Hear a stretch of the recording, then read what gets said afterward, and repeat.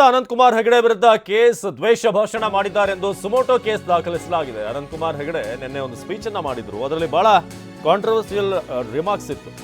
ದ್ವೇಷ ಭಾಷಣ ಮಾಡಿದ್ದಾರೆಂದು ಸುಮೋಟೋ ಕೇಸನ್ನ ದಾಖಲಿಸಲಾಗಿದೆ. ಬಾಬ್ರಿ ಮಸೀದಿಯನ್ನ ಹೇಗೆ ನಿರ್ನಾಮ ಮಾಡಲಾಯಿತೋ ಹಾಗೆ ಭಟ್ಕಳದ ಮಸೀದಿಯನ್ನ ಕೂಡ ನಿರ್ನಾಮ ಮಾಡೋದು ಶತಸಿದ್ಧ, ಅದು ಆಗುವಂಥದ್ದು ಗ್ಯಾರಂಟಿನೇ. ಬೇಕಂತ ಆದ್ರೆ ಅದನ್ನ ಥ್ರೆಟ್ ಅಂತಾದ್ರೂ ತಗೊಳ್ಳಿ ಅಂತ ಹೇಳಿದ್ರು. ಸೆಕ್ಷನ್ 505 ಹಾಗೆ 153 ಅಡಿಯಲ್ಲಿ ಪ್ರಕರಣ ದಾಖಲಾಗಿದೆ.